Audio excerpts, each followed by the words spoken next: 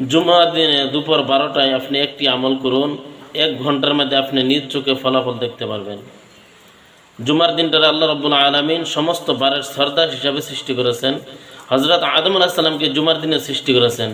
হযরত আদম আলাইহিস সালামের দোয়া আল্লাহ রাব্বুল আলামিন জুমার দিনে কবুল করেছেন। ইউনূস আলাইহিস সালাম যখন মাছের পেট থেকে দোয়া করেছিলেন, আর ওই দোয়া কবুল করেছেন জুমার দিনে। কোনো ব্যক্তি যদি শুক্রবার দিন দুপুর 12টায় জুমার নামাজের আগে একটি আমল করে, পুরুষরা মসজিদে আসিয়া মহিলারা ঘরে যাই নামাজে বসে একটি আমল করে 1 ঘন্টার মধ্যে নিজ চোখে ফলাফল দেখতে পারবেন। আমলটি হলো, সর্বপ্রথম আপনি ওযু করে সূরা ইখলাস 3 বার পড়বেন, দুরূদে ইব্রাহিম 3 বার পড়েন, তারপরে আল্লাহ পাকের একটি ছোট্ট সিফতি নাম ইয়া রহমান 3 বার পড়েন, আল্লাহর কাছে মুনাজাত করেন, যা চাইবেন তাই আল্লাহ রাব্বুল আলামিন কবুল করবে। দোয়াটি প্রত্যেকেই